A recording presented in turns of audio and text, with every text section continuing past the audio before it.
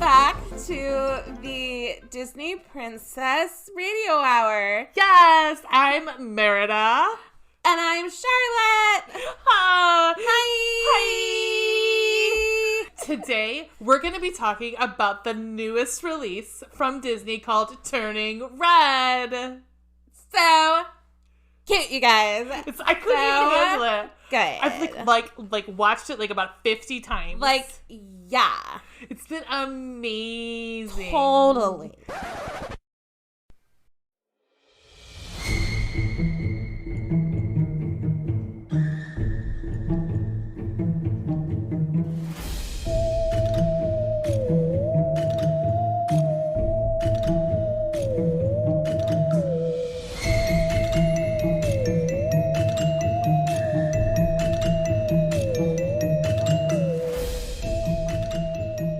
JK, you guys.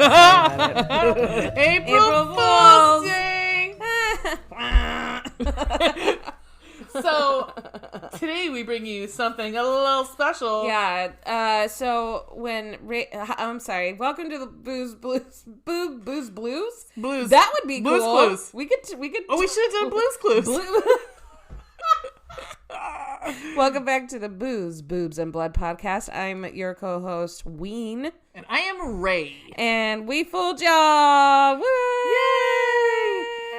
So, we are not going to be talking about Texas Chainsaw Massacre, whatever tonight. Right, because in planning this, outlining, it's a lot, you guys. There are 9 fucking movies.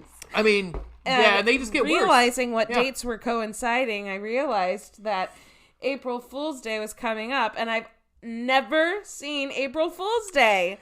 So I had this brilliant idea that I immediately regret. I got a text from Wayne that just said, I've made a big mistake. I've totally Arrested Development style, I've made a huge mistake.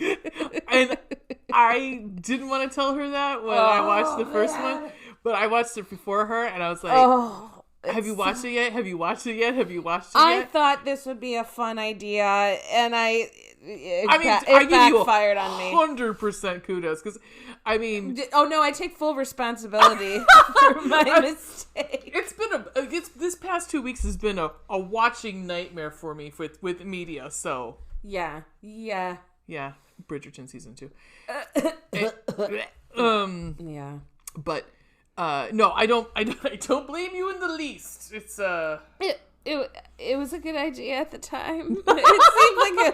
It seemed like it would be kind of funny to do a haha psych. We're doing April Fool's Day instead. The 1986 April Fool's Day and the 2008. I hesitate to call it a remake. It's not really.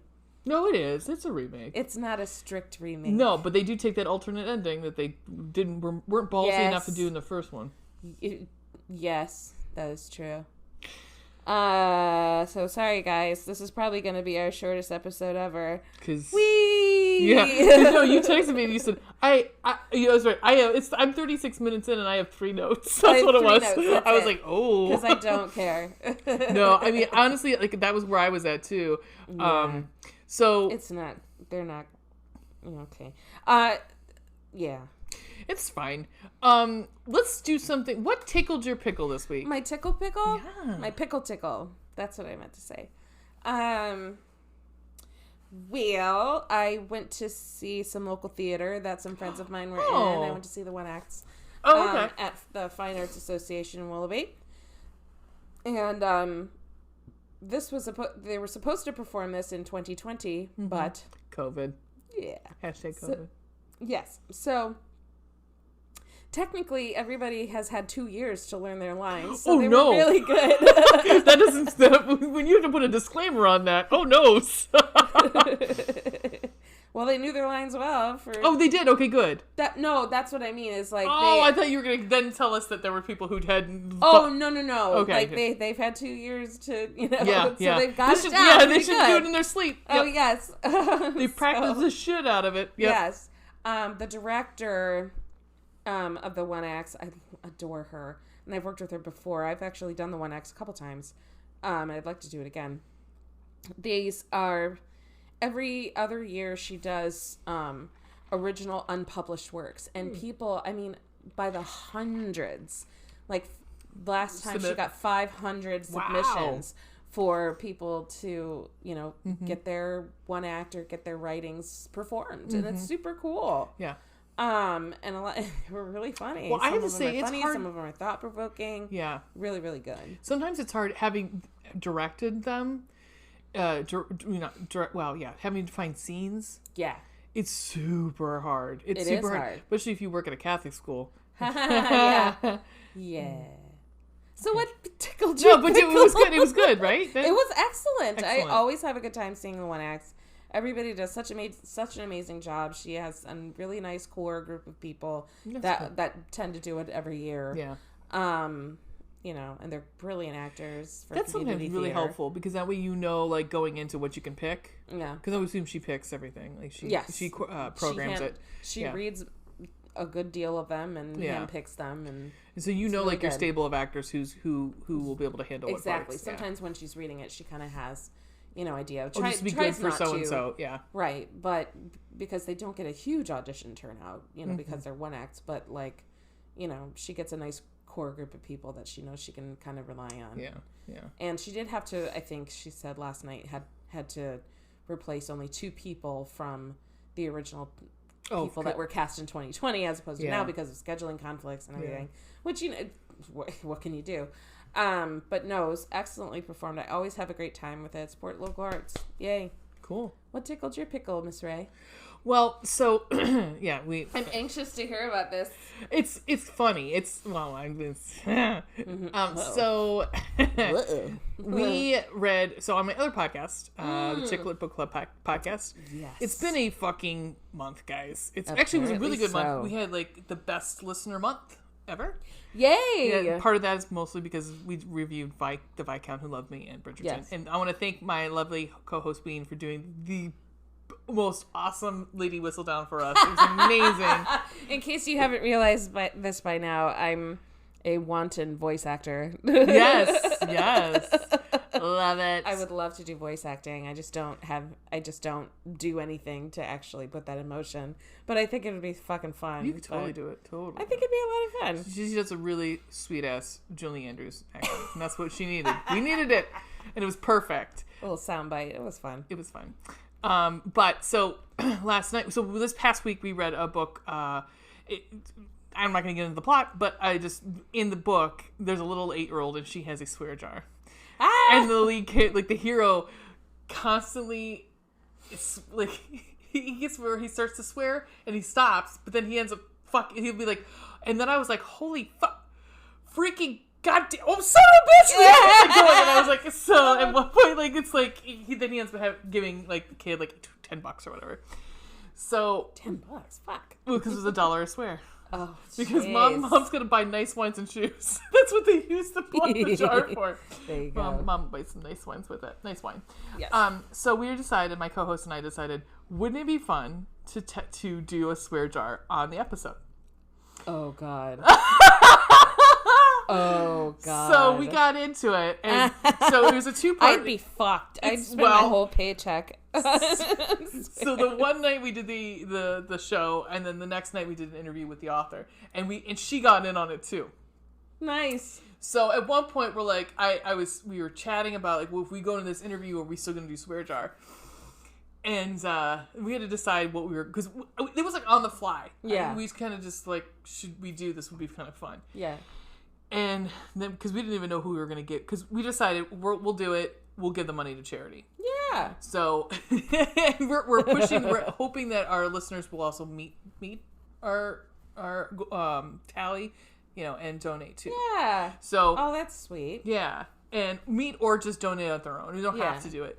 But and I was like, well, so we did we picked the Honor Network, HONR Network, which was set up by one of the fathers of the Sandy Hook massacre. Oh. He is one of the ones who is actually suing Alex Jones. So good. Yeah. Good for him. So the Honor Network helps to shut down like conspiracy theories. They're trying to really because fuck you. Yeah, I'm sorry. No, I'm not sorry. No. I understand. We're pretty. I think you can kind of gather by now that we're pretty liberal people.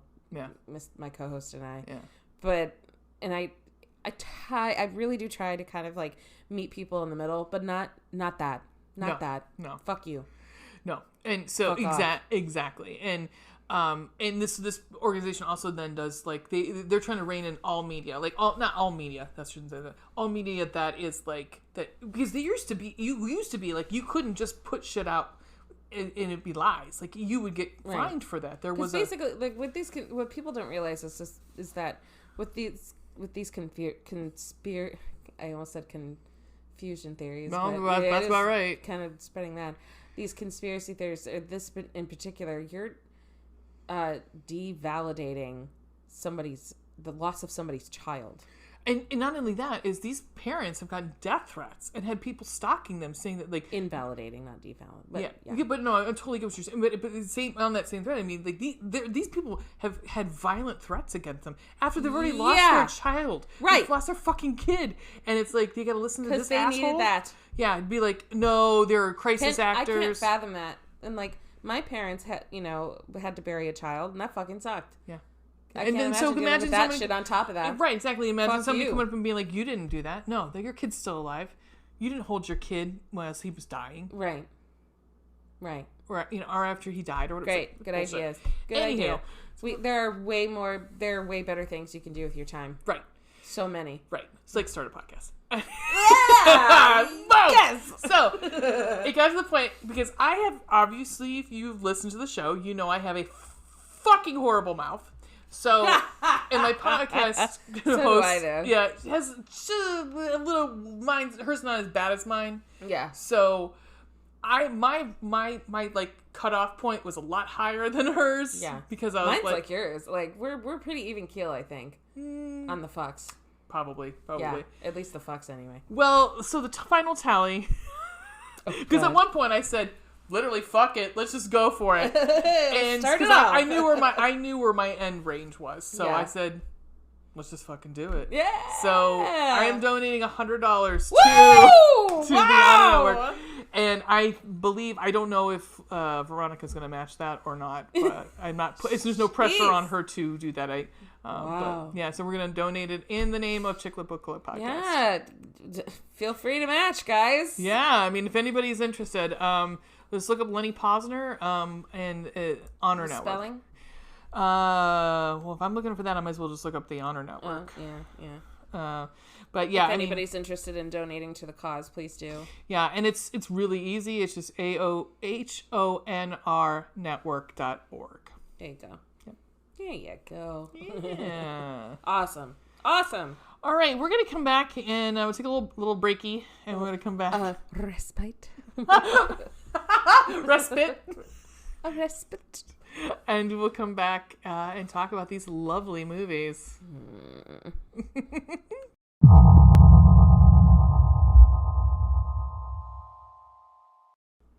We're back, people. We're back. I mean, in Corn Trap, sorry. Mm-hmm.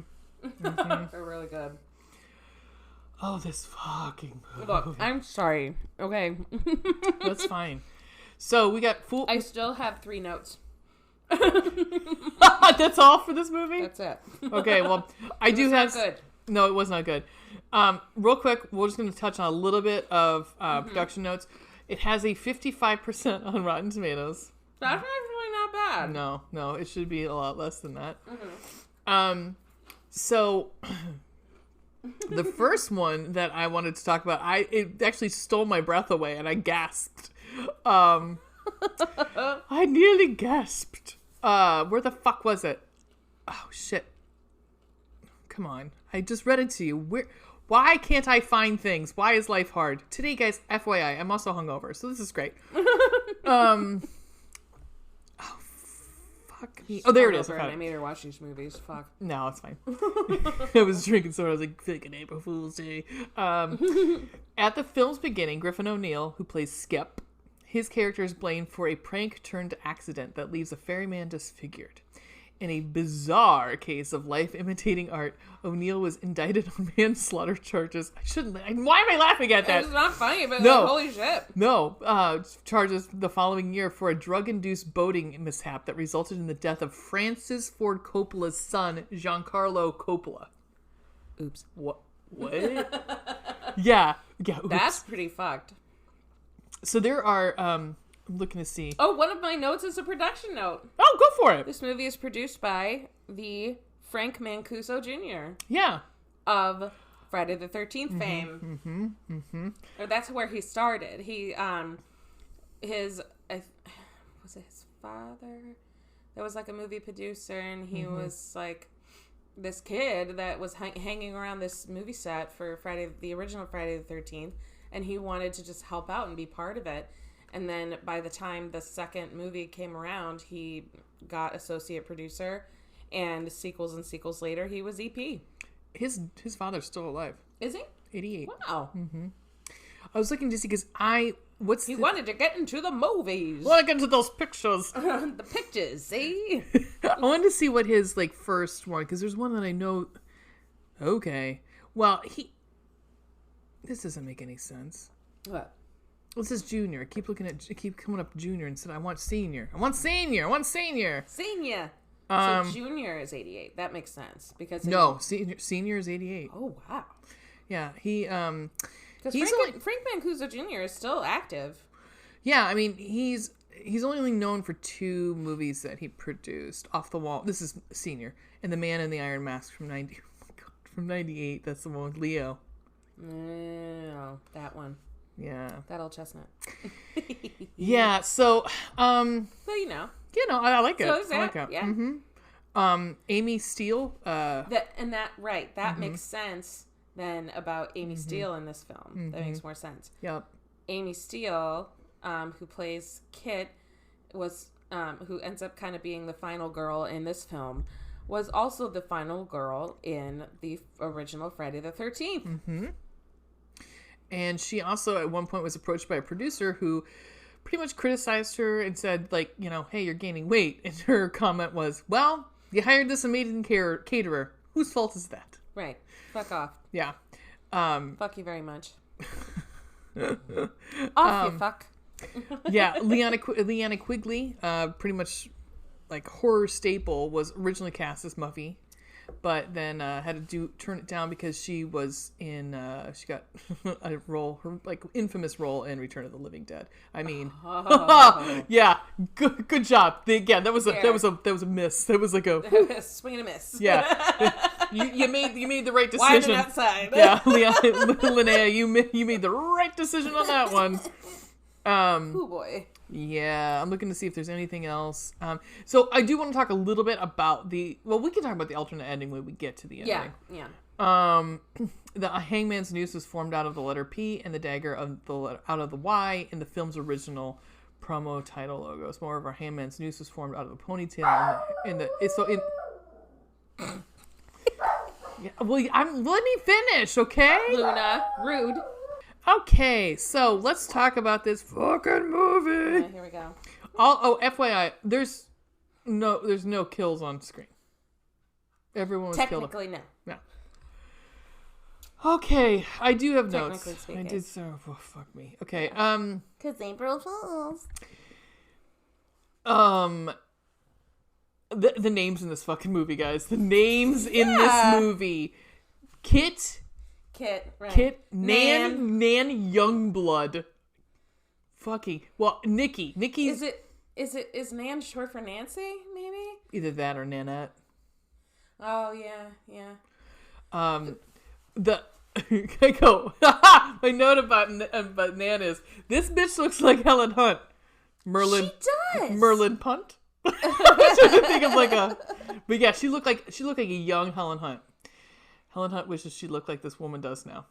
Because she did something horrible to her face. I don't know what Helen Hunt has been doing recently, but she needs to stop. Really? Plastic surgery? Oh, it's bad. Oh. It's real bad. Oh, that's a shame. I love Helen Hunt. I like, you know what? I always get her and Laura Dern confused, and I don't know why, because Laura Dern is the fucking boss. Oh, yeah. Laura Dern's an amazing actress. This is fucking gorgeous. And she's one who actually let her face just, age. Thank you. And she looks gorgeous. Yep. So Leave it alone. We open with this Nikki something O'Shaughnessy. Like this fucking long. O'Toole. O'Toole is in there. Yep.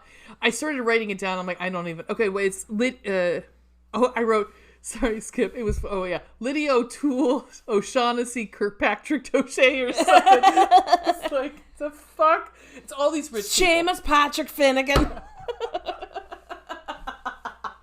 What should we doing that for? Oh, sure. Listen to me, Sean. All right.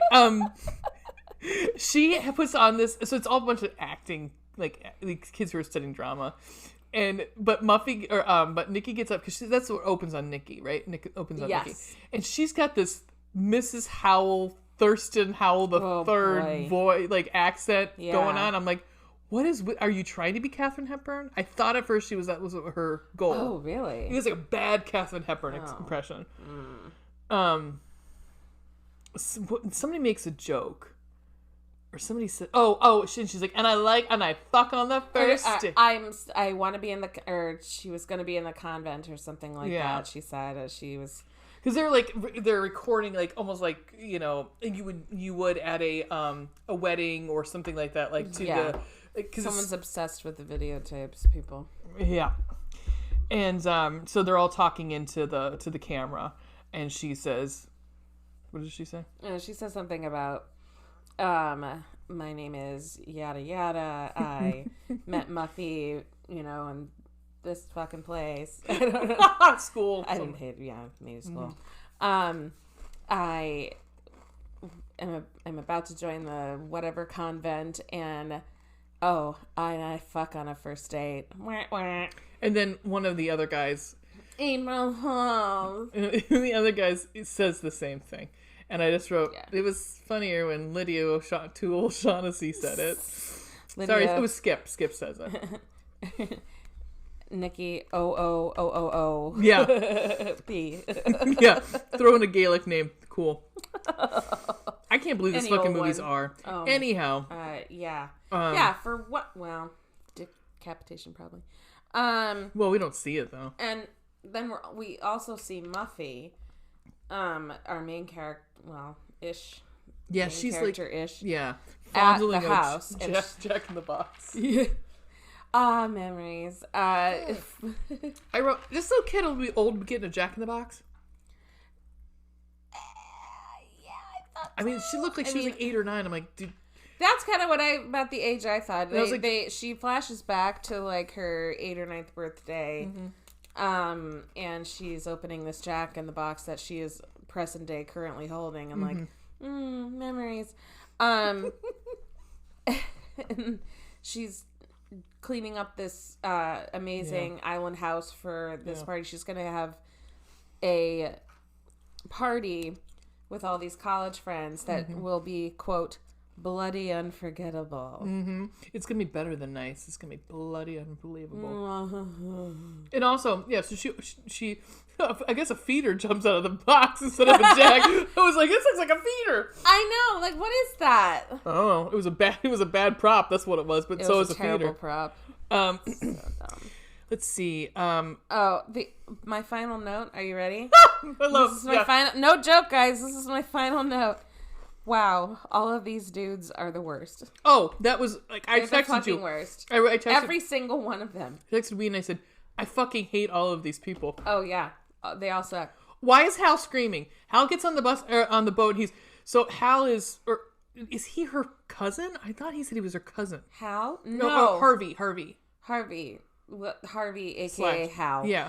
No, he met her at Econ 345. Remember? Oh, for some reason I thought it was her cousin because it made a scene a lot later real creepy. Yeah. But he comes on the boat they and met in college. Just they met in a class. He's like, "My name's Harvey." And I was like, gosh. "Why is he screaming?" He's a loud Texan. Yup. So I guess Skip is a sexual assaulter. Awesome, cool. Yeah.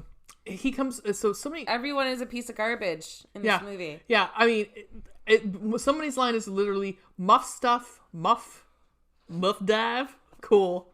Great, cool. Great. You're not making me want to not kill you all. Like, right. I'm not going to be sorry when you. Right. So these kids are also like the rich elite. Mm-hmm. Or supposedly the rich elite at this college. Or sort of. And they're all very white and very privileged. Uh-huh. Yeah, except for Nan, I guess, ish. And they were all invited to this rager of a weekend at this private island getaway. Mm-hmm. And Nan's the outsider. Muffy's family owns. And / maybe passing on to Muffy. Yeah. Which she slips in there when they do finally meet, up at the island. But so I think they had all been in a production because that's how Nan met Buffy. Buffy. They did theater or something. They all did theater together. I think they were all theater majors or something. I don't know. Anyhow, so Muffy's cousin and another guy. So Skip was the cousin. Skip was the cousin. Skip is the cousin. And then one of the other guys, literally at one point, I'm like, I don't know who any of these fucking people are. Oh, I know. I think it was Rob. I think Rob was the one who helped with the prank. Yeah, I think so. No, Rob was Kit's boyfriend. No, with the prank. The prank. Oh. This prank. Right. Where, like, Skip keeps throwing this knife. Like, he's got this knife and he's throwing it. And he throws it and somebody gets the knife and Arch throws it back at Arch, a.k.a. Biff. Biff Tannen. Biff. Throws it back at Skip, and it lodges in his stomach. And then he falls overboard. And come to find out, it's a prank. Yeah. Cool. I did this to myself. Well, then we get this other part. So, like, I have no one to blame. We get this other character named Buck. Seriously, what is with these fucking... I mean, the next one has like, fucking crazy names, too. Yeah. I think it does, actually. Blaine. Desiree and Blaine. Torrance. And Milan. Oh, my God. Well, Torrance is obviously a... Oh, we'll get there. Ugh, we gotta... We're powering through. So, Buck is, like, helping on the boat. He's one of the ones who jumped in the water to, like, try to save Skip. And he ends up getting... crushed by the... I don't know why I'm laughing at that because it's stupid. It is dumb. He gets crushed by the boat. And they're like, you want to get up here? And because he has to tie the rope from the boat to the dock. Mm-hmm. And he's like, no, I'm already in the water. Fuck it. I'll just do it here. Yeah. So he's like trying to like wrangle the lasso the... He's trying to Ted Lasso the boat into the harbor, and the boat crushes him. And actually, like, it goes into his eye. I don't know. Something happens. Yeah. He's got this really bad abrasion on his face and his eyes. Like, wouldn't his crust his chest? See, that's what I thought, or like his head or something. But it don't matter. Anyway, he comes out with an eye injury inexplicably, and he's freaking the fuck out.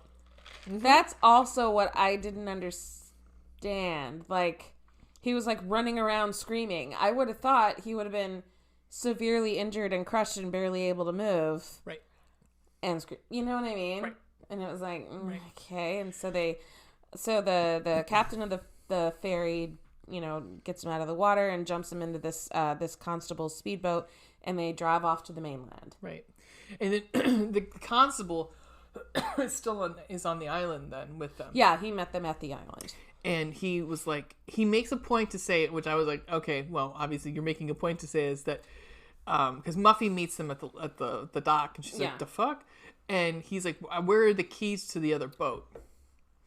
And she says, it was specifically, she said, they're in the kitchen. It's like, so that, like, okay, the boat's going to come back at some point. We need to know that there's going to be something with the kitchen. Yeah. Okay, cool. Thanks for dropping that hint. Real slight, like real sleight of hand, really stealthy. Okay. Super stealth. So supposedly Muffy's going to be inheriting the lake house when she turns 21 next month. Yeah. I like that the I know. Yeah. The ice in her cup broke the silence. Yeah. And also, like, once you get in the house, everything looked greasy. Like, it looked like there was a haze, like a film on the camera. And I don't know if it's just because I don't know what they were going for, but it looked like I made a note. I was like, this is Did really... it look like almost paradise? Yes. No? Okay. Yes, it Sorry. did. I don't know why it made me think of that. We're knocking on heaven's door. I just wrote, Jesus, Skip is a droopy ball sack. Yeah. Because he's like obviously like distraught because his prank. He's super bummed that he almost killed somebody. But he then just till next year. He starts to get like fucking raging drunk. Yeah. I can get behind that. Super ragey drunk, and is just kind of like off on his own accord. And meanwhile, Arch and Chaz fucking these names, guys, these names, and Hal Arch are and Chaz. fucking salivating like hound dogs, wanting to get laid by doesn't matter who. Exchange doesn't matter women. who. Yep. And they've all had sex before. They've all slept with each other before. So it's like, it's just swinging doors, man. Yeah. Revolving doors. So then they get to the dinner scene. This is fucking weird. So they go into, they go open this door to this like dining room, and there's Barbie dolls sitting on all the chairs, on the tables, and with like place card holders with their names on it. And Muffy at this point is like this beautiful dress on. She looks gorgeous, and she's acting like kind of like flirty with all the guys, but like and very debutante, very like I mentioned this because something happens, and then it's so like it's a complete flip. So she's like flirting mostly with Arch. I think so. Yeah, or rather, he's flirting with her. I guess we should talk about the fucking article or the thing in the kitchen. I didn't write anything about it down. Cosmo. Yeah. I wrote Mary because I had no fucking clue what her name was. Nikki's reading a shitty Cosmo, and they start about. So it's kind of like, would you rather sort of thing, and then one point she says, or have you ever? Something. Like, and it was talking about their personal sexual experiences, like their first time. Was your first time fucking miserable, B, it was all right. Yeah, it was fine, but I orgasmed or something like that. Or it's fine, but I orgasmed, or it wasn't great, but I was really into the person. Yeah, something. It was like they're all negative. It was none of them were like it was great, Yeah. Fuck you, Cosmo. But the best one was when she starts talking about like things that you haven't done that you wish you would, and the way she said anal sex was anal entry, and I was like, what the fuck? Anal entry? A little anal entry for you? Yeah, I was like, what the fuck? I said, this got to be Cosmo. Hello. A little in out. Yeah. Oh my god. Yeah. Hello. Anyway. Oh, golf pencil, mine shaft. Anyhow. So then they get to dinner and they sit down, and these ungrateful assholes are like, wow, great looking dinner, guys. Yeah. Thanks for your fucking help, you pieces of shit. You fucking ball I hated the dudes in this movie so much. Yeah, they're all the worst. Suck. Rob is probably the only one who's not the worst, but he's kind of the worst. He's the only one that is not the worst out of all of them. Yeah, he's like the least contemptible. Yes. Yeah. Yes. Least objectionable. Yeah. So supposedly Muffy has done all these pranks. Like there's a whoopee cushion under Nan's. Oh yeah, and like there's the fake sink, chair. The fake chair, right? Yeah. That was interesting. The sink, water squirts out. Yeah. The fucking light switches, like you turn off one light and it turns on another. Yeah. I thought those were funny, actually. But every time it's like, April Fool's. But at dinner. And then I guess Rob's not happy about not going to medical school, or he didn't get in. He did get in, but there's no. They said they don't think he's very promising. His guidance counselor, was like, I wouldn't recommend it. I might rethink that. Yeah, because they don't think you're serious enough. I was like, well, you did almost kill a man today, so she's probably right. Right. Yeah. So then they all go to bed, and This is why I wrote Harvey's lusting after his cousin? Question mark. Forgot. Not cousin. Not his cousin. Not his cousin. Oh, he wants to hook up hardcore with Muffy because she's got money. And he is an aspiring, business young man, and probably politician. He wants to have politician. Maybe he wants to have like a trophy wife / daddy's money. Yeah, her daddy's money. To establish himself, so he's hardcore hitting on Muffy. And he opens the drawer, he opens the closet to I guess hang his clothes up, and there's there's a couple of news articles. About 6 people dying in a car accident, dying in fog. Yeah, it was a fog, and there was and then all the articles that are circled in red. It's not quick enough to see what they're about. And I really couldn't give a shit. But he's visibly disturbed. Yeah, by that. So we're going to each room. We're finding the things that are left in their rooms, which is weird. Yeah. Nikki finds a dog collar and chains in her drawers, which I was like, tracks. That tracks. Yeah. Tracks. I wouldn't be offended by that. And then and then Archie and Chaz are sharing a room. Yeah. And their doorknob comes off. Isn't it funny? It was after though. There's two doors because Chaz gets out because Chaz goes to Nikki's room. Yeah. But Arch can't open the door. Obviously, can't find the other door because he says it's fucking stupid. And then Rob and Kip find a weird picture in their room with moving eyes. Oh, yeah. But it turns out it's a painting with the eye holes cut out, and behind it is that cat clock where the eyes go back and forth. Yeah. It's like, I knew what it was. Yeah, exactly. Okay. And then Nan... This was fucked up. This was messed up. Especially when you find the because I was right. You're kind of being led to believe this is all blackmail stuff. Yeah. But Nan's in the shower. She gets out and she hears sounds of a baby crying, and it's on a tape, like tape recorder or whatever that's left in her closet, and it's a tape of baby sounds. Yeah, and she's petrified. Yeah.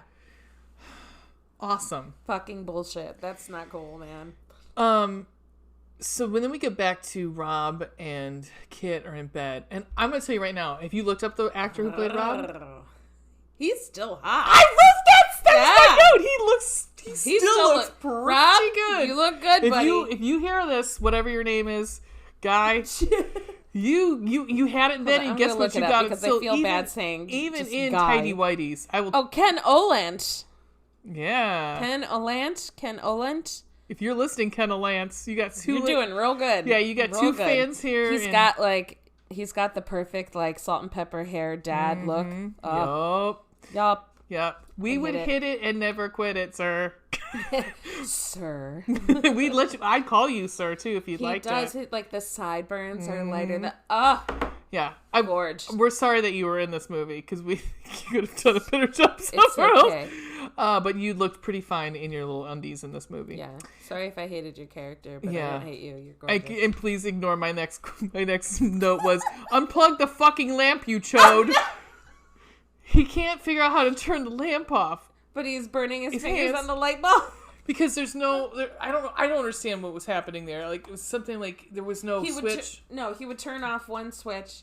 Oh, and then the other one, the other light would come on. And, instead of just fucking unplugging it, he decides to try to unscrew a hot light bulb. He's like, ow! And she's laughing. I do have to say, Kit was laughing at him. You fucking stupid idiot. And my next note is Muffy is a sociopath. Right. Because she's all of almost giggling and skipping around the house. She's goofy. She's really looking forward to the weekend, I guess. Yeah. And then you get Arch. So she turns she pretty much turns Arch down cold. He's Oh, but he was. You mean the pervert who was listening at doors?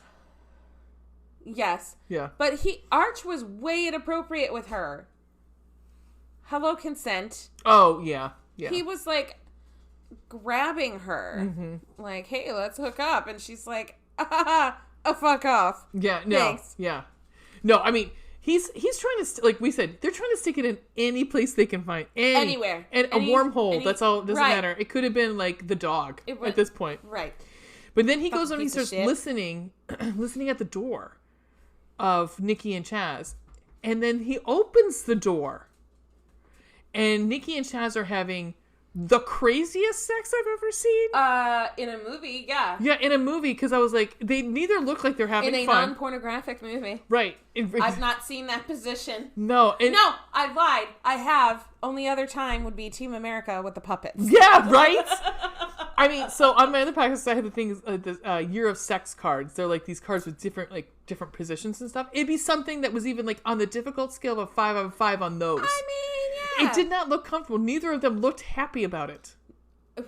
Agreed. Yeah, they were like, and then... That takes a lot of stretching. Because there was like a leg. Her leg was... I don't even know. It was like you drew...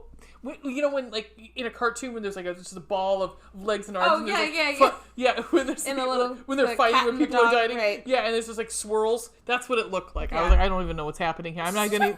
But then he walks. There were feet everywhere. That's all I saw. Yeah, and he walks in. He's like, and he leaves, and they just kind of look at each other, and they go back to fucking. I was like, okay, well, whatever. There you go. So then we switch to Skip's wandering outside drunk. He goes over to this plant. And he cuts it, and he rubs it on his face. And I was like, do you think that's marijuana? That's what I was thinking. Like, it wasn't marijuana. And he had a lighter at first because he was trying to see. And I thought he was going to light it. And but it definitely was not marijuana. Okay. Yeah. Because also I can't imagine that they were just growing marijuana out in the middle of nowhere, or not in the middle, out in the, like just right that close to the house for one. Right, or right by out in the dock. Open. Yeah, right out in the open when a patrolman comes all the time. It also did not look like marijuana, so no. He was. I would have laughed if it was poison ivy. Like I just rubbed poison ivy over his or something. Yeah. So he gets in the boathouse because he's like wandering, and of course we get our one. The only thing that actually kind of got me was the cat jump scare. Fucking out of nowhere, this cat just like, wow! He's like, fucking cat. Oh, I was that's right. And I went, yeah, fucking cat. What? And then so that leads to he's like, and then he gets grabbed in by the neck and he's assumed killed. We don't get to see it. Because I would have loved to have seen it. Anyhow, so then the next morning, Muffy's acting really funny, and she's not dressed. She's dressed like a dowdy matron, sort of like mousy, and her hair is like in front of her face, and she's very like not her. No, in fact, somebody mentions that she has orthopedic shoes on. Yes, that's later, and she's like, she has nurses shoes on. Yeah, Nikki. Of course she did. Of course it was Nikki. Of course it was Nikki. Then they played the lamest game of soccer I've ever seen. Yeah. It was like blind 4-year-olds playing in the dark. Whatever. And at the same time, we had this because they're playing, and then Nanette's sitting off by herself. Yeah. Nan confronts Muffy. She does. About what the fuck was up with that tape recorder, bitch. Yeah, we can assume what it was after this conversation. She doesn't say, but supposedly she had an abortion. That she had an abortion. And she told Muffy about it at one point. So I thought we were friends. Because then we switched to Kit and Rob, who decided to fuck in the boathouse. I mean, I would. What the fuck? Why the fuck not? Yeah, right. He can't turn off a light. It's fine. He's got a dick. He's very pretty. He's very pretty.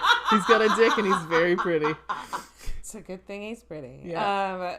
So she gets down on the floor of the boathouse, and it's made of wood, so there are these wooden like giant slats. like plats. Yeah. Slats. Yeah. I don't know what I was talking about, but Ben slats. Platt. Yeah, like.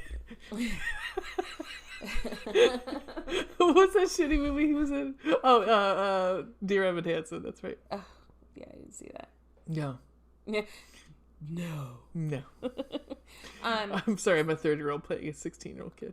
Well, what are you gonna do? Not have him be a 16-year-old kid. Yeah, cool. Anyhow. Yeah. Some people just have a baby face. And wrinkles. So. So they're about to have sex, and they're, making out and getting sweet. She like turns her head, and her eyes kind of go down.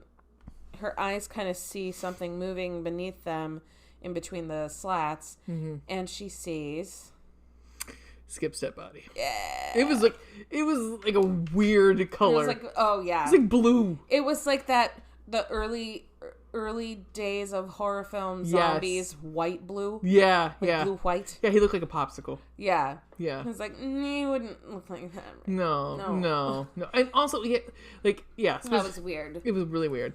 So they go scurrying in and they're screaming and everything. And at some point along the way, Nanette gets abducted. I don't even know if we see Nanette get abducted, do we? We don't. We just know that she's missing. Yeah. Cool. And so they decide they're going to call Constable Potter. I don't know why that name, just made me laugh every time I was like, Potter? Yeah, Constable Potter. I don't know. Maybe Colonel Potter. I don't know.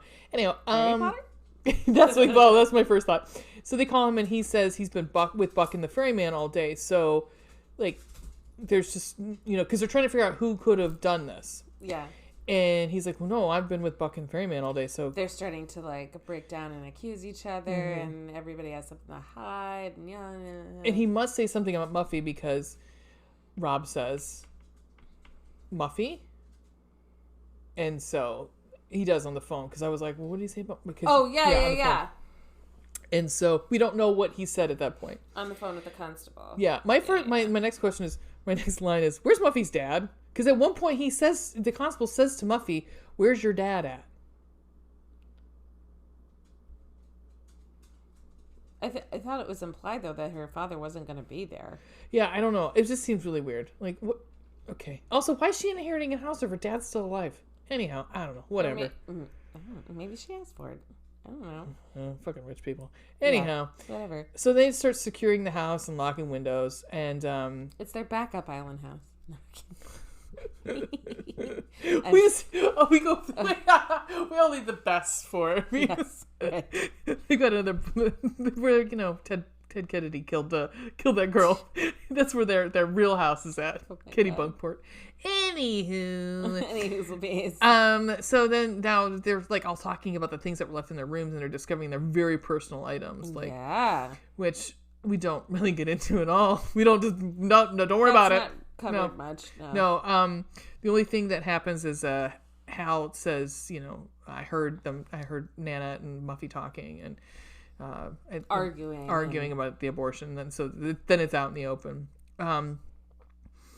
So they decide, well, we're gonna pretty much stick together until Constable Potter comes in, and or we'll split up. Yeah, or split up because that's when they go to the well, isn't it? Is it at that point, or was it earlier when everybody was missing? Yeah, I think. Or no, they're. At some point, the water doesn't work. Yeah. The water main, and Muffy's like, it's the water main. Oh yes, I'm sorry. The water main breaks sometimes. Oh, because it's got one of my favorite lines. So yes, no, Oh no, okay. Rob, I don't remember what. Rob tries to no, that's not no, because another character has to die. So right, yeah, and Arch. Okay, so Arch is going. Yeah, Arch is in the woods because they're looking for, Skip, and. Oh God, I don't know. I'm out of. This is all out of order. I don't fucking care at this point. It's bad. Don't worry about it, guys. Don't worry about it. So anyhow, Skip gets caught in a trap, and a snake starts biting his face. It's a trap. And one of those like rope traps where it grabs his foot and he's hanging upside down. Yeah. Unfortunately, there's a snake that keeps biting him in the face. Which I was like, "Go snake, go snake, go snake!" And then a big pair of boots come into frame and kick the snake. I was like, "Don't kick that snake. That snake was a hero. It's a hero snake." And then it's Marty McFly. It's the snake is Marty McFly. Nice. Kicking Biff's ass. Yeah. So then Rob is I'm gonna call the police, and that's when he's trying because he already this is the second call to the police. He tries to call Constable Potter, and he can't get a hold of anybody. So then the constable calls them. This is very important that they couldn't get a hold of anybody, but the constable called them because later. Yes, that's right. I jumped my notes. I'm sorry, guys. No, it's fine. So the water's not working, like you said. Yeah. And so they go to the well. Nikki and Hal. Yeah, Nikki and Hal go to the well to get some water. And fucking Hal has this line. because everyone's making fun of him about how like a hick he is. He's I'm not really I'm not really a hick. And she says something along the lines of like I think you're he's like, she's something along the lines of like, well, I think you're hick or something like that or whatever. He's like, well, I'd like to change your mind because I'd really like to plow your field. I was like, I kind of love that line. I kind of love it. Also, Hal's not bad looking either. Hal's he's not bad looking, but he's fucking useless. He is very because useless. What happens is fucking he's supposed to get a bucket and put it in the well and get water out. He drops the bucket, of course, because she says something. He said the rope was rusted out or something like that, or was weakened. Yeah, it broke. So Nikki decides it's good decision, territory here. Right. Everyone's making first she's decisions. Like, pitter patter, get at her. Yeah. And he's like, I ain't crawling down there. And she's like, fine, I guess I will do it by fucking self. Yeah, I mean, that's what I gotta do. How is she gonna? I had many questions. One was, how is she gonna climb up with a bucket? It took 2 hands to get down there. So, okay. So maybe she was trying to get the flashlight. I don't know. But anyhow, she falls. She falls in the water. Predictably. Yeah, and then boop boop boop boop. Yeah, and so she can't get out. And so then, of course, all he's doing is screaming at her. Nikki! Are you okay? Answer me! Yeah. Answer me! And she's freaking the because she gets down and falls in the water, and there's all these bodies float up. You get Arch, you get Nan. 1 body, 2 heads. Thank you. Oh, that's right. Yeah. It was Skip and Archie's heads. Yeah. And Nan's body. Yeah. Yeah. So now we know Nan's dead. And rightly so, she's freaking the fuck out. And rather than him trying to think of anything in the moment, he's just screaming at her. Mm-hmm. Get the rope from the fucking pulley thing to try to throw down to her to pull her up. But and then he finally comes to some sort of sense and climbs down, and he eventually helps get her out of the well. Right. And then they run back in the house, and this is when they do get a hold of Constable Potter. Yeah. And he said he's been with Buck and the Ferryman all day, so it can't be them. But then they start securing the house, locking the windows, and they're out discovering that the things in their rooms are personal. And again, we bring up the abortion. Yeah. And Nikki's room. So they decide to split up. Nikki's fucking done. She's like, I'm out of here. She's over it, and I don't blame her. I would have same thing. I would have sat down at that beach too by myself. So she goes to her room and start packing. Her room is full of S&M gear. It's not just the fucking chains. She's got there's a mask. There's masks. There's more than one. Yeah. And so Chaz starts putting them on. He's trying to get her to stay or whatever. And he's just again being a douche about it. Mm-hmm. By the way. Yeah, absolutely. So he puts a sex mask on as he's teasing her, and she's like whatever, and she goes to go collect her stuff out of the bathroom. So he's laying on the bed with the mask on. Mm-hmm. Yeah. And when she comes back, he's dead and his dick has been cut off. We don't see it. We just see blood in the crotch area. The crotchal region. Crotchular area. Crotchular. And did something happen to her here? Yes, someone walks in. Mm-hmm. All we see is Michael Myers-esque shoes and pants. Yep. And her looking at the camera going, mm-hmm. and cut. The door shuts. Yeah, mm-hmm. yeah. All right, so now we come to the age-old. The constable said we should stick together. And let's stick together. I know. I'll just go off this way, and we'll stay in shouting distance. But we should stick together. Well, we're gonna split up. Right, and then he also I fucking hate that. This is where he also lets it be known that the constable said for them not to for any of my fellow D&D fans D&D players out there, rule number 1, you never split the party. Bad things happen when you split the party. Right. Ugh. Well, this is also when Rob tells everybody that the constable said no one should be alone with Muffy. Yeah. Yep. Kind of important. So this is where it ramps up to the end. So yeah. It starts kind of going it starts going about 45 miles an hour. Yeah. Not quite 60. Yeah, I'll no. A nice 5 over, maybe 40. I'll say 60 kilometers. Oh, nice. So Kit gets trapped in Arch's room with the, you mean with the door that with the knob that falls off. Yeah. As he's got a big knob. Anyway. And, because they were up in the attic when Rob told Kit. Oh, yeah, and they see the dolls, right? Yeah. These little Barbie dolls that are kind of ish dressed like everybody at the party. Yeah. And it had this little cup with a female Barbie, naked, like, female Barbie doll with blood on it, and 2, like, Ken heads with blood on it, akin to the well. This fucking movie, guys. Oh, my God. There were too many avenues, I think they tried to. Yeah. Well, and then after they get out, after they realize that Harvey and Nikki are missing.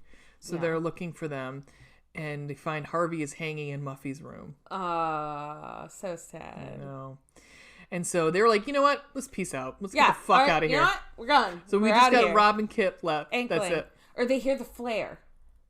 Yeah. They hear the flare from the constable's right. boat. So they think that he's here. So they go out to there's a boat there. The constable's not there. Yeah. But the boat is there. But the boat is. And they're like, fuck, we got to get the key. Where's the key? Well, first they find a letter from the sanitarium about how Muffy's been institutionalized for 3 years. They're looking for the key, and instead they find this letter. This random ass letter just happens to be laying in this boat. And it's from a sanitarium saying how Muffy's been institutionalized for the past 3 years. Okay. So, yes, they go, the key is in the kitchen, so they have to, of course... It's Muffy's alleged twin sister, Buffy. Oh, we haven't gotten there yet. Oh, we haven't? No. Shit, sorry. No, I mean, fuck, who cares? So they go to the basement. To get into the kitchen, they have to go through the basement because the doors are all locked. Right. Because Buffy has locked all the doors. Right. So they find... yeah, they sneak in the back of the house through the basement, and Muffy's clothes are in a furnace. Like... They open the furnace door and all of her clothes are in there. Like, what the fuck is this? And then they look on the walls and it says Muffy and Buffy. And there's like those, why would it be in a basement? Height chart in the basement. I don't know. I know. Yeah. I was like, why would this be down here? And so they realized that. They didn't want it in the upstairs decor. I guess. Or maybe they kept Buffy down there. Or whatever. Who the fuck? I don't know. I don't know. One killed the other. Duffy. Huffy. Stuffy. So they're like, so Buffy killed Muffy, and this is Buffy, whatever. Oh, and then they find a head, right? So they find the creepy painting that just has suddenly, then now has moved to the basement. The same creepy painting that was in their room. And now it still has eyes. Yeah. Or has eyes again, rather. Real ones. Yeah. And they're Muffy's, because there's a Muffy's head. There's a yeah. Okay. So then they're running upstairs looking for the key. Rob gets locked in the key closet. Buffy/Muffy goes after Kit with a knife. And so they're kind of like running around. She's coming after her. And Kit runs into the dining room, like opens the doors and runs into the dining area. Or no, the drawing room or whatever. And everyone's alive. Every single fucking one. They're all like playing cards. They're being really quiet. Not like they're not even acknowledging surprise, her. not acknowledging her at all. Yep. And she's like, "The fuck." Rob is still locked in the closet. And I love you, Kit. I love you. I was like, aren't you guys married? I would hope so. Freaking the fuck out. No, they're not married. Yeah. But they've been together. I mean, they're a couple. They are a couple. And Jesus Christ. And so. Out of, in the closet is hiding Buck with, his, the deformed, from the boat, the accident, he's the guy who got crushed. I mean, it's been a while. And he peels it off of his face, and he's like, this, April latex Fools. Bloody piece. Yeah. And it lets him out, pretty much, Poor unlocks Kit. the door. She's like, you're fucking kidding me. Yup. You are fucking kidding me. Yup. So not funny. No, because then Rob runs in. He's like, "The fuck is this shit?" And he is pissed, rightly so. Kid is more kind of disbelief, right. Literally, all of your friends were murdered. You thought all your friends were murdered. Right. Cool. So this is where my notes I wrote, so it was all a trick. Fuck this movie. Fuck this movie. It was all April Fool's. And we come to find out Skip isn't actually her cousin, Muffy's cousin. Her brother. It's her twin brother. So when they are all killed, each person is quote unquote killed. They're like, so Muffy must come up to them or whoever and say, hey, we're doing this. So this is like a murder mystery. Yeah, after everybody is, yeah. And so, do you want to participate? And Muffy wants to turn this house that she's going to inherit into like a murder mystery weekend. Yeah, it's like the Star Wars hotel. Damn it! Yes! Damn it! How dare you? And just as fucking lame. Yeah. What? It's like LARPing experience. That's what it is. Yeah, basically. Yeah, it's a LARP. LARPing murder mystery. Yeah, whatever. Weekend cottage bed and breakfast. There's a Bob's Burgers where they do that LARPing at like a Downton Abbey sort of. Oh my god. See, I would do that in a minute. We do get one of the best songs though. I was yeah! like, Mama told me not to come. Mama told me not to come. I was like, what? And they're all partying, and they're getting drunk. And as a thank you, Muffy gives them each a bottle of champagne, and they're getting fucked. Yeah. And then Muffy, completely hammered, goes upstairs. Yeah. And there's a gift on her bed, all nicely wrapped. Mm-hmm. She unwraps it, and it's a Jack-in-the-Box. Mm-hmm. She starts to play it. And then all of a sudden, someone slits her throat from behind. I was like, yes! And it's fucking Nan! Yeah. But it was a joke. But she didn't really slit her throat. She just had like a bloody like half knife or something like that. That wasn't sharp. And April Fools. And then she kisses her forehead. I wrote, are they together? That's kind of hot. No, I think, no. Yeah. No, I think that was like a, I got you back, bitch. Yep. Now all is forgiven. Yep. Even though that's okay. Oh, and the little clown from the Jack in the Box winks at you before the credits. It's really, fuck this movie and fuck me for thinking of it.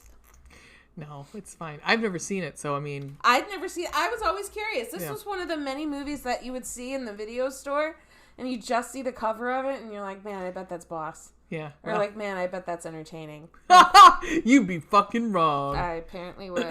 No, I mean, honestly, I think it was a good idea. I liked it. It was... Look, this was I'll tell you this. This was a way better movie than the second one. Not the sequel.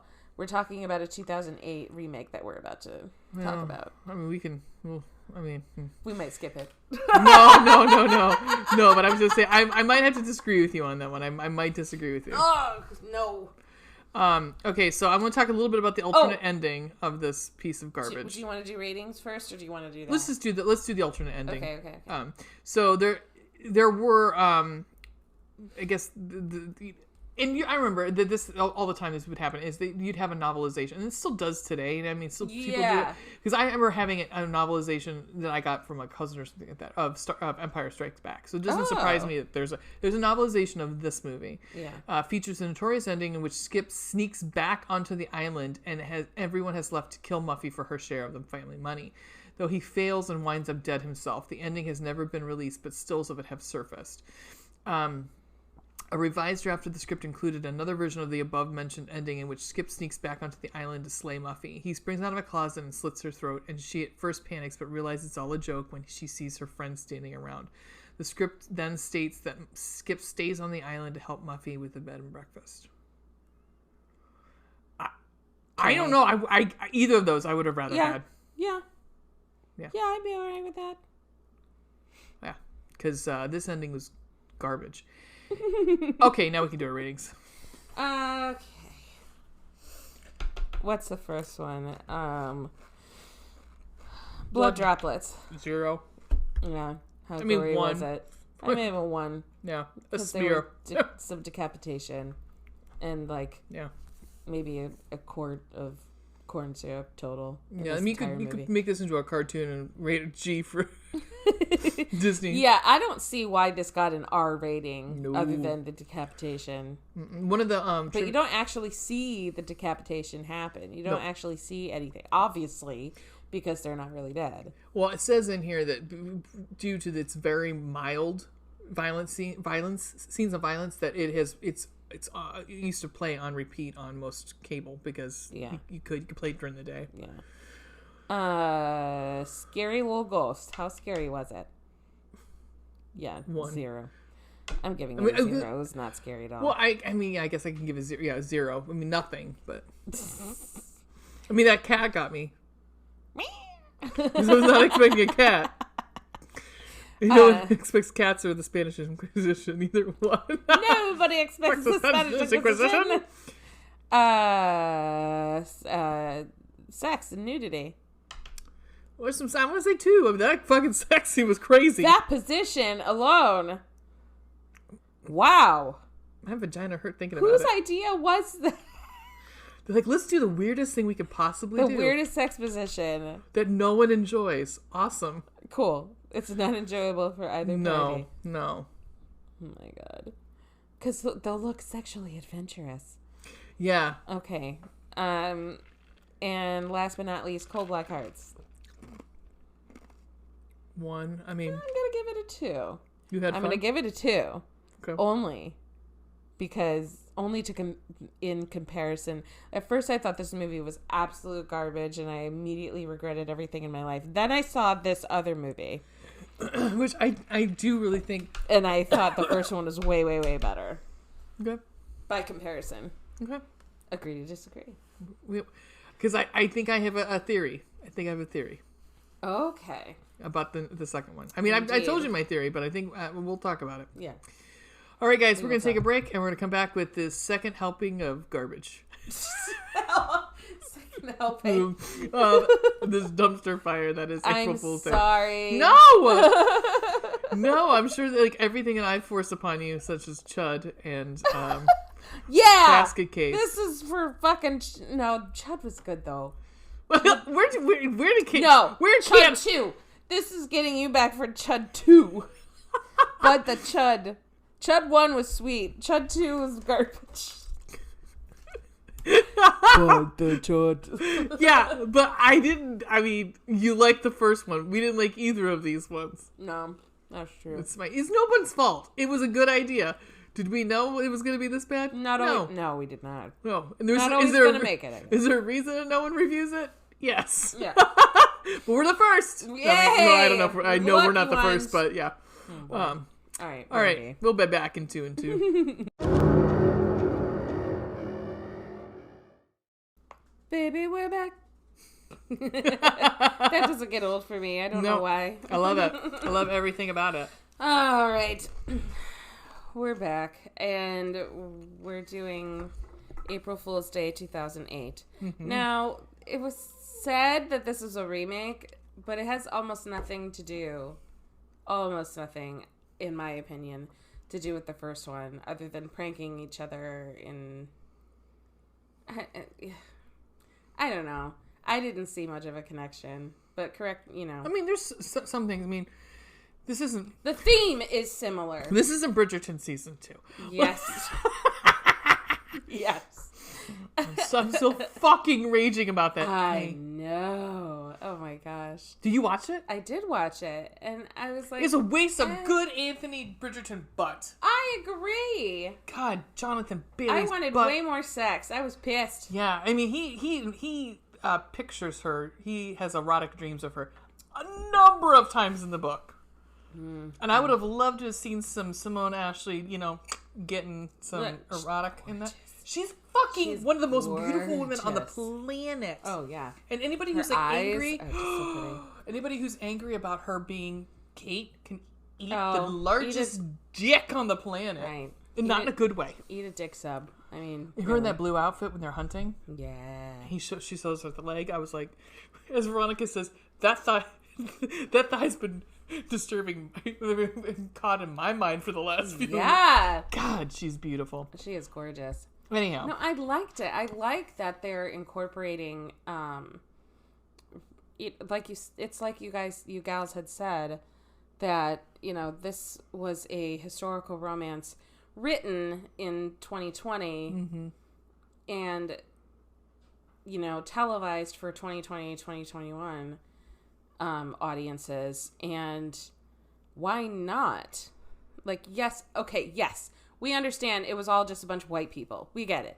Right. But for the purpose of inclusion and also, being in our also giving other actors a chance at a job. Like, you open up the auditions to anyone who can fit the bill. Yeah. No, regardless of race, if they can act the part. Yeah. Done. Yeah. I think the acting has been spot on. I mean, Rajon Page in the first season. Rajon Page. He's a good actor too. Also, he's like, from what I guess there's betting online, you can do like there's a whole big. He'll be the next Bond. He's number 1 right now. Yeah. He could do it too. Idris is 4. Like we talked about Idris before, and like. But I agree that Idris is too old.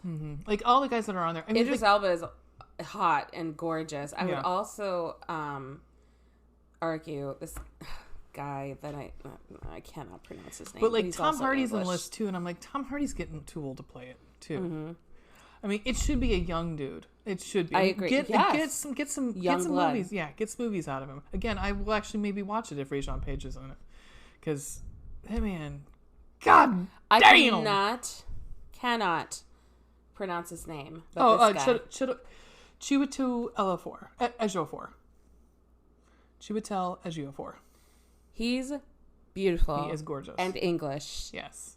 And I think would make a great Bond. But again, he is 44. Yeah. I mean, that's, So he's right on the cusp. Yeah. He's right on the cusp, but he could fucking do it. Yeah. And he I think honestly, it should be a black man. Honestly, it should be a black man. Yeah. They're also they're looking for a new doctor too. And I'm like, maybe a new doctor would be a black man. They've had a woman. Yeah. So why not? Okay. Not talking about Bridgerton or James Bond or Doctor Who. We're talking about a bunch of rich white fucks. rich white bitches. You can tell that we don't want to talk about the movie because as much as we banter, that's where we're at right now. Why did I do this? It's fine. Okay, there's a couple of production notes I thought were interesting. The costume department gave. Oh, I don't know if we said this. 2008. There's no Rotten Tomatoes score, so we can't even give it. This movie was so bad, no one bothered to rate it. No, it's got a 17. It's unrated. 17% audience score. So there you go. It was straight to video. Yeah, the costume department gave the female leads each a color that they would dominate their costumes and set the tones for the characters. Desiree dresses in red. Yes. As her character is determined and confident, but slightly vicious. Barbie dresses in pink as she relies heavily on her femininity and Barbie. Duh. Yeah. And Torrance starts off with white as she is pure and innocent, and eventually black as she reveals herself to be the opposite of what Desiree thought her to be. This is where blue. Yeah, Milan is in blue, so she's like blue is sometimes like holy, or like they'll use it as a religious standpoint of like a lot of times you see Mary, Virgin Mary, she's in blue. In blue, yeah. So this was this was written by the Butcher.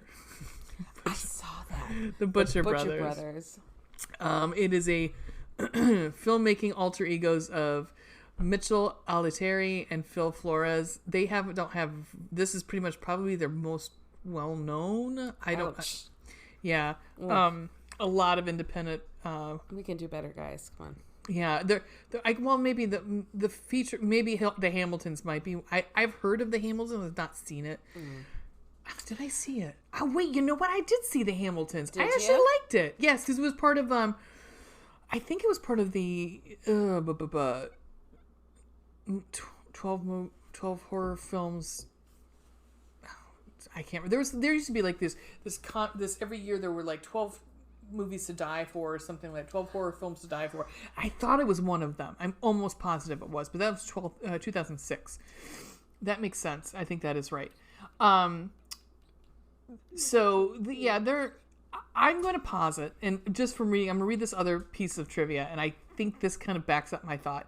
During a newscast, the general crawl at the bottom, the crawl at the bottom of the of the screen, like CNN, describes a non-specific political race, refers to a poll in which, quote unquote, a generic Republican candidate is besting a generic Democratic candidate. And I was like, that does kind of, this movie does have a few laughs in it.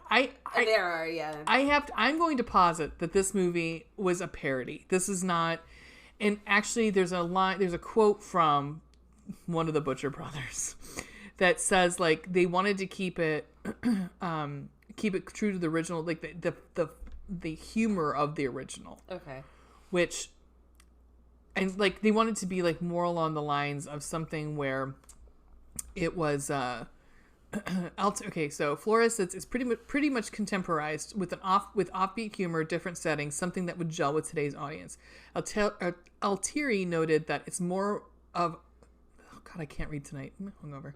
It's kind of more a twisting and turning story with some really good scares. I mean, I'm gonna argue on that one, but I think it's, they're trying to be Kevin Williamson, I think. Yeah. And be very meta with it.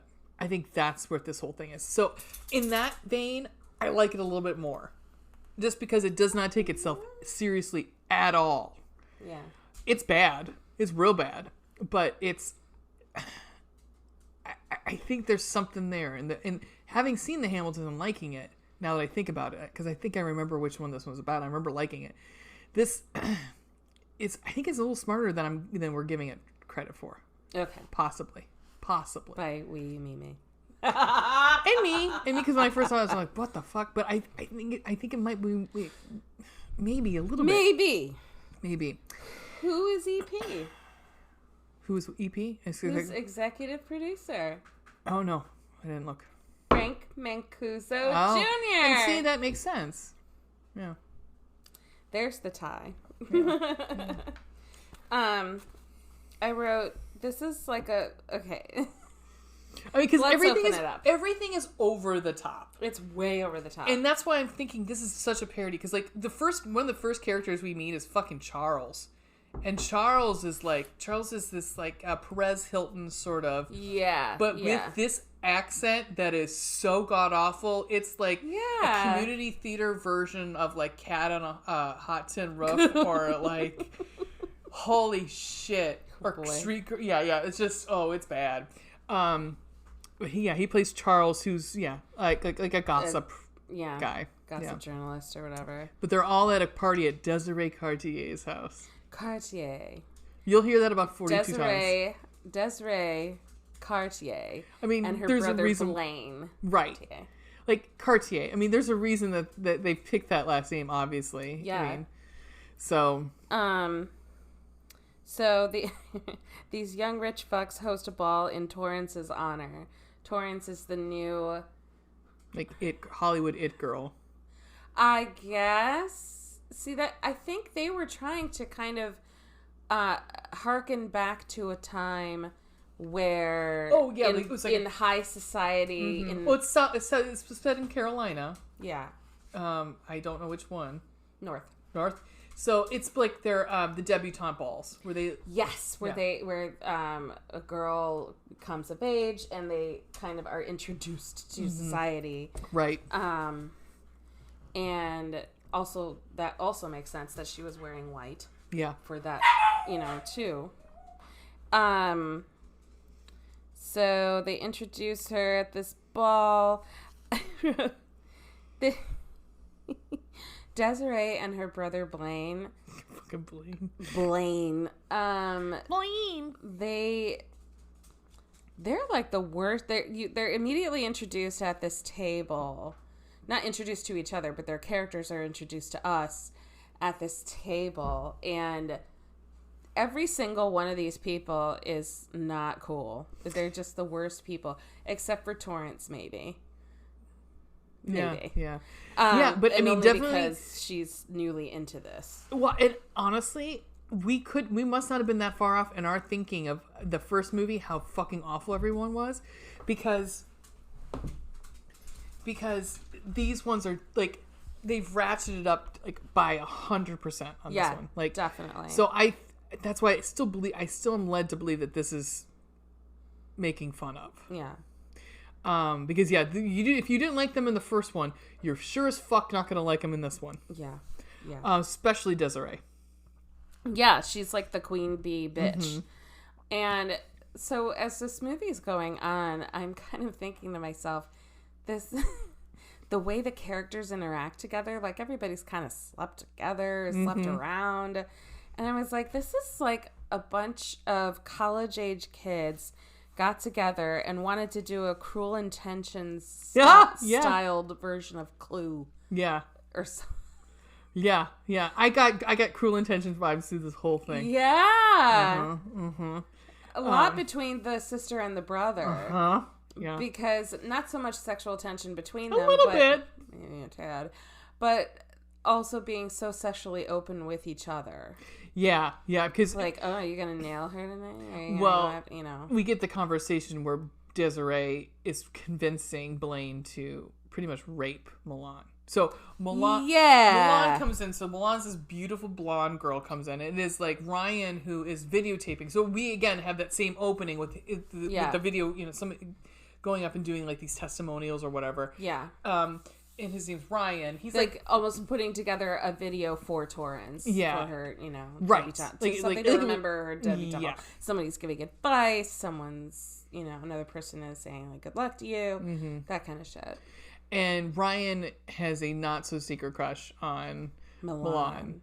And Milan is, I guess, Desiree's like rival. Yeah. Whatever. I mean, not that. Yeah. These are all supposed to be friends. These are all supposed to be friends. Like Ryan's supposed to be their friend, but he's like not as rich as everyone else. So, yeah. Or like he comes from a rich family, but like went off and he's like the black sheep and does his own thing. Shitty neighborhood. Yeah. Anyhow, so he's videotaping everything, and at the same time, Desiree convinces Blaine to to rape Milan. Cool, guys. Cool. And he says something along the lines of, "Well, she's been begging for it for years, anyhow." Ugh. Cool. Because it seems like she does kind of maybe like ish Blaine. She does, yeah. But again, right. Consent, ladies and gentlemen. Consent, please. Yeah. So, because we when she's talking to Ryan, I believe Ryan, it's really funny because Ryan's looking at her with puppy dog eyes. Yeah. And then Blaine walks by and she looks at Blaine with puppy dog eyes. Yeah. So, and in that moment, Ryan realizes, oh yeah, I'm never gonna get it. No, you're never gonna get it. So not this time. we don't see Desiree actually roofie. No, I didn't think so. I think it's Blaine that actually does it. No, we find out because she confesses at the end. Oh, okay. No, or does it with Blaine because there's a videotape part of the scene, not in the beginning, but toward the end when they're looking at the videotapes where he's looking at the beer glasses or something. I don't know. I half paid attention, so I don't know. But anyhow, what happens is like, he convinces. Well, he gives her the champagne with we've come to find out is roofied. Yeah. So yeah. So she goes upstairs with him, and they start getting it on, which was hot. But then she's like... She starts having an adverse reaction, too. Yeah, she's kind of like in and out of it. And she's like, hold on. Something's not right. I'm not feeling cool. Meanwhile, her buddy is parked outside the door with someone... Like, Desiree made off with Ryan's video camera because she's trying to record... Blaine nailing Milan for revenge when it gets up on the internet or something. Yeah. Because Milan is like, such a goody two-shoes, and she does all this charity work, and meh. Yeah, and FYI, at the same time, everybody's coming, like you said, everybody. One of my favorite lines in this was, Peter has some of the best fucking lines in this movie. Peter's a fucking... He's an idiot. So there's this other... He's an idiot savant trying to run for politics. Yeah, we've got Peter and his wife Barbie, And I'm trying to think of who else runs us. So there's Ryan, Torrance, Barbie, Peter, Milan, Blaze, and Desiree. And Peter has gotten fucking hammered at this party. He's like to the point where he can't speak. And at some point, oh shit. Oh, he's talking with Ryan, and I don't remember what he says, but he just says, if that ends up on the interwebs, I'll have you raped by a wizard. I know that. I wrote that down too. I thought that was so funny. What the fuck? Raped by a wizard. What the fuck? Oh my god! And then we got this awful soundtrack, and I was calling it the fillers because it sounds like the Killers. It was like it was like such a knockoff of Somebody Told Me. I was like, oh my god, what is this? And people are getting fucking wasted. Clothes are coming off. I was like, well, it's not much of a debutante ball. Everybody is at first in these ball gowns, like prom dresses, like that's a deb. Gowns, yeah, it's and a then deb thing. they just rip them all off and jump in the pool. Have you ever seen one of those, like a deb ball? They do dead ball? Deb ball. Debutante. Oh no. Yeah, they call them debs down south. I haven't in modern times, but I've seen, Well, what they do is I think they've actually stopped doing it for the most part because it is, well, I don't know, but it's harken back to, slavery. Yeah. Where women were property. Right. Yeah. Like cotillions and stuff like that. Yeah. So what the women do is they wear like big dresses. Yeah. They wear big, like, can't Peacocks. fit down the street. Yeah. They're trying to they'll vie for attention and get a man. But that's part of tradition is that they do that. Yeah. And they'll usually wear like pink, blue, white, things like that. Yellow is a big one, but it's like real frothy looking dresses. But yeah, no, at some point, yeah. Yeah. Because what they also try to do with those balls, I am completely against all of this. I'm just telling you this is I know. from having relatives in the South and being in the South quite a bit, just knowing is usually they try to tie in with a military school and they usually invite military. Mm-hmm. The boys come, military, and they'll come and escort their girls is usually what happens. So I was surprised there were no military there that night. But anyhow, so I'm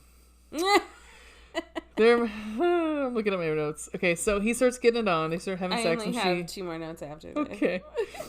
So then she gets up. She starts like freaking out, like she's having. She starts to have a seizure.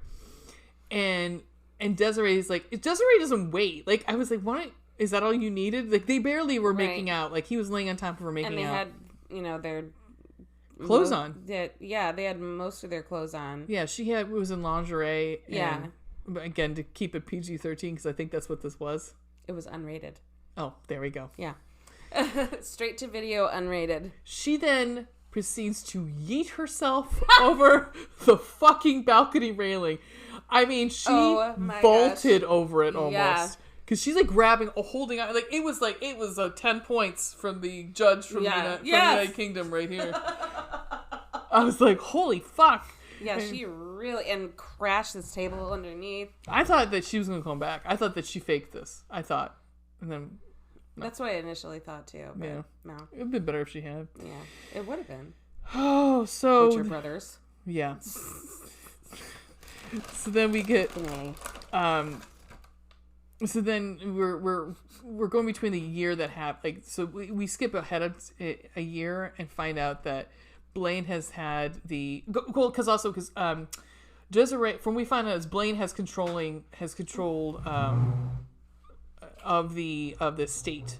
So yeah, any kind of decision when spending money and that sort of thing has to go through him. And so Desiree's pissed about it. Right. I'm assuming they're twins. So like the other movie. Yeah, like the other movie. Yeah. They don't say it, but I'm assuming. In this year jump, we learned that Blaine has had the estate taken away from him, and it's gone to Desiree. And in that span of time, Charles has written a book about that night and how, because they're like, they think there's a mystery. Yeah, they think there's a mystery to it all. Because, well, there is, because no one really has said who actually roofied. Yeah. Who done it? Because, I mean, it really, that part wouldn't have been, it's like, they really can't try anybody. You can try, well, he was tried for, or he got his, for, Blaine had the estate taken away from him because of because of trying to roofie her. Right. Pretty much. That's what it was. Basically sexual assault. Yeah. Which rightly so. Yes. Amen. Yep. So there's really no mystery there, Charles. No mystery. No. Nope. Nothing. There's nothing in any dark corners that we haven't learned. Thank you. It really was a freak accident. But we find out why he wrote the book and why he's keeping it in the public's eye later. Okay. Indeed. So then we actually go to Charles in these awesome silver. Oh my god! He's in a tanning bed and he has these silver fucking like leather shorts on. Oh, so cute. So I don't know if you had the closed captioning on. I did. His dog's name is Elton John. No, it's Milton Elton. I said the closed caption can't even decide what this dog's name is. Can't keep up yeah, with they're it. like, because it was Elton, but I was like, but then it was Milton and Ilt and Elton. I was like, I really don't know what this dog's name is. Yeah. Neither does the closed captioning. It's fine. But so there's somebody, has in the woods has the dog, and the dog does that whimper thing, and I can't, it breaks my heart in movies. Charles, yeah, keep going. Also, the reason I say is Charles is gay. Just right. I'm saying this because it comes out later. He goes out looking for the dog, and I don't know if I could. So something splashes in the pool, and he thinks it's the dog. Mm-hmm. And we find out that Charles can't swim. Yeah, but he has a pool.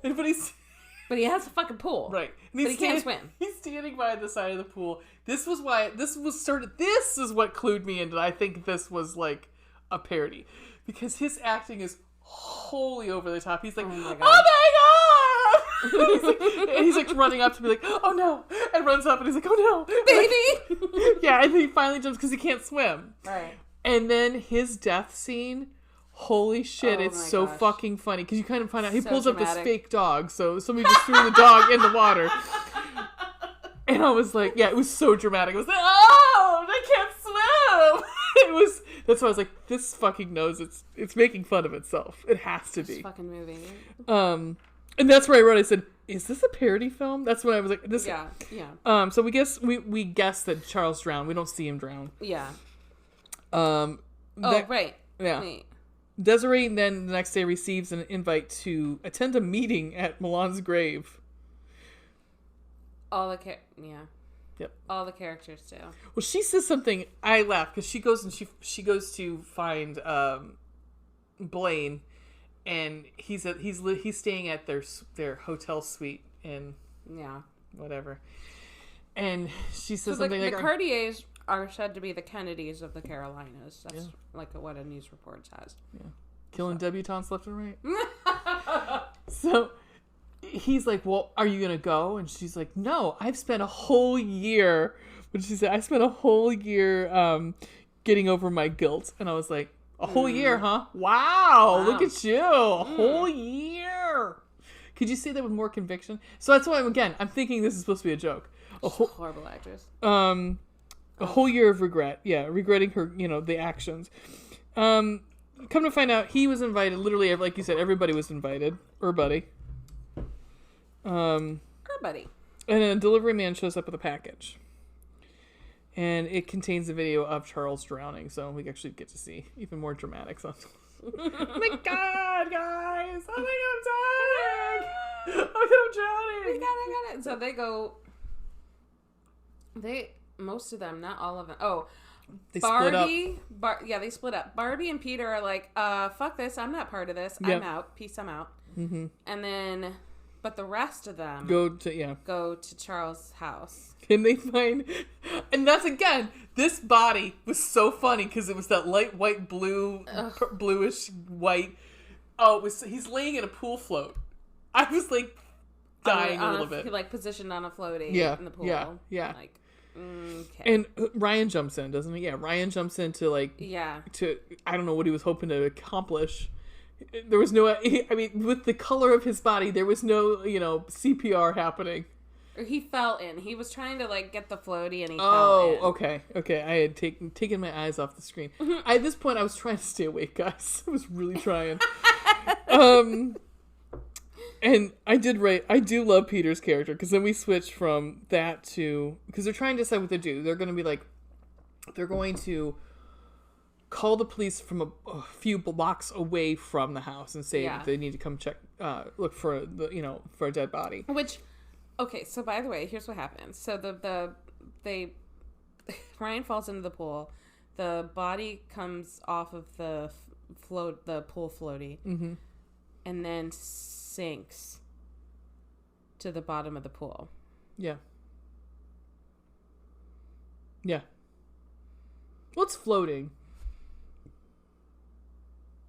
At the bottom of the pool. Okay. Would it? Wouldn't it be floating?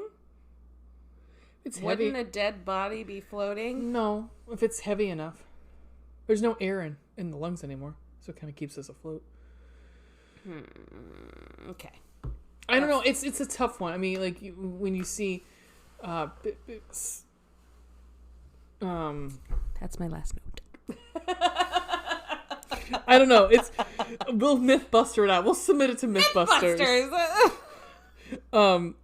So then feel free to write us. Feel free to write in.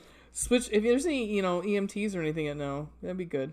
Yeah. I mean, I may know some, but I do know some. We switch over then to Peter, he's running for Senate, and he's in his office, and he's like, I could be an astronaut or the president, or he's going on and on. I was like, I love you, Peter. I love you so fucking much, you stupid asshole. Wait, did we say when they were at the cemetery? Did we say? I thought they got another note saying that. Oh, the true person has to confess, no, I didn't say that. Or they all die that day. Yeah. So the real person has to claim their part in it, their responsibility. Yeah, right.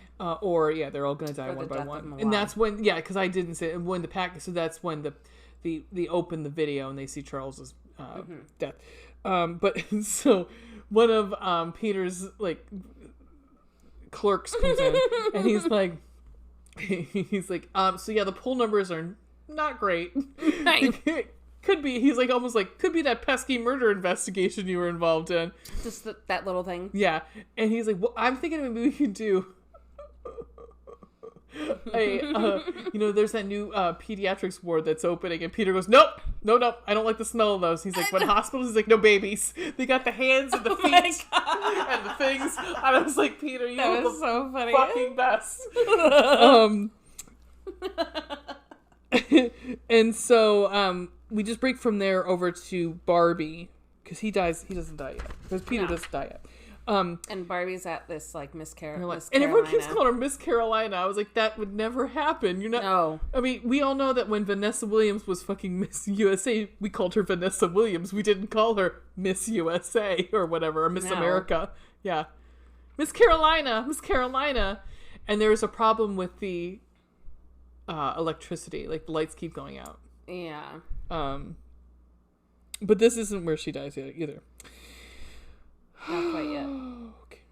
Oh wait, yeah, no. So they decided to the group, the Scooby Gang, has decided to to pay a visit to first Barbie. Yeah. And so Desiree's in with Barbie in her little dressing room, and flowers show up. Yeah. And Barbie's like, oh my gosh, they're great, and she goes to pick them up. And the bottom... It's in a vase. Yeah, the vase breaks. It has a false bottom or something. Yeah. And it breaks off. And water goes everywhere. And as Desiree goes to find a towel, the janitor, which was really weird. This was creepy. They have a weird eye connection. I was like, was he in the other movie? That's what I'm only thinking. Is this had to be a cameo? I don't know. I mean, I could look it up. Don't bother. I kind of want to know now. It was so weird. No, it's fine. And so as she leaves him, he goes back to fiddling with the fuse box, and he gets the electricity working, and Barbie fries herself. From a really disturbingly ratchety corded curling iron. Yeah. From the water that was spilled on the floor, and it electrocutes her, apparently. Yeah. I'm going to call some bullshit on that. Okay, you call some bullshit. There's a couple things. One, how did the killer know she was going to spill it all over the floor? It wouldn't electrocute her that fatally. Also, wasn't it a power bar? Wasn't it a... Yeah, it was on a surge protector. Yep. And additionally, Barbie is like Miss Priss. She would not have a shitty looking curling iron. Thank you very much. Mm-hmm. Mm-hmm. Anyway. I was looking really quick to see that guy. The janitor. That guy. Guess what? There's no janitor. I mean, I can't see anything that says janitor. Is it Skip? No, I'm kidding. I think it was a unaccredited performance by somebody. Because I have Master of Ceremonies. I don't even remember there was a ceremony. Okay. Oh, yeah, the pageant. Oh, yeah. Because he's the one saying, Miss Carolina, over here, please. Oh, we're done with you, please. Thank you. All right. Oh, my gosh. Okay. Yeah, the Courier has a list, has a listing, but the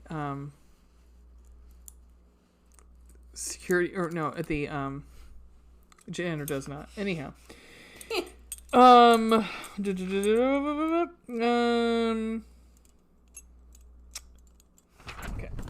I just wrote, besides, Barb was electrocuted. I wrote, whatever movie, whatever. Moving on. Barb.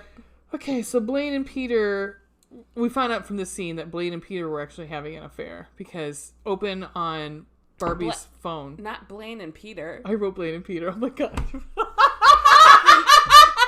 Milan, guys, I was hungover.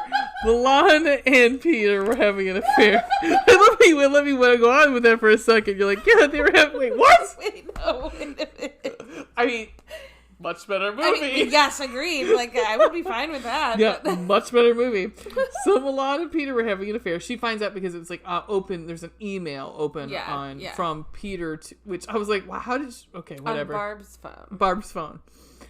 And saying, we need to stop this. Barb knows or whatever. So they decide at this point, like, okay, well, Barb's dead. We need to call the police. Yeah. Oh, now we do. Now we do. So Blaine calls in and he's like, I'd like to report a murder. And the police is like, well, what's your name? And he says, Blaine Cartier. He's like, this is like the 5th call I've gotten from you today. You better be calling in to report your own murder next time. I was like, nice. Solid. There you go. And so... That apparently he had called like 5 times before. Right, saying that there was a murder. And he's like... Yeah. Well, they decide then to go see Peter. And, Peter's a fucking doofus. He's such a fucking doofus. So... I love that. And it's funny because it's always seems to be who's finding these people is Desiree. And Desiree goes down to, she corners him in the parking garage. And he says, what was the thing he says when he gets, like, hit by the van? Something about, like, poll numbers or something like that. It was very funny. It was, like, one of those, like, your last words. It was.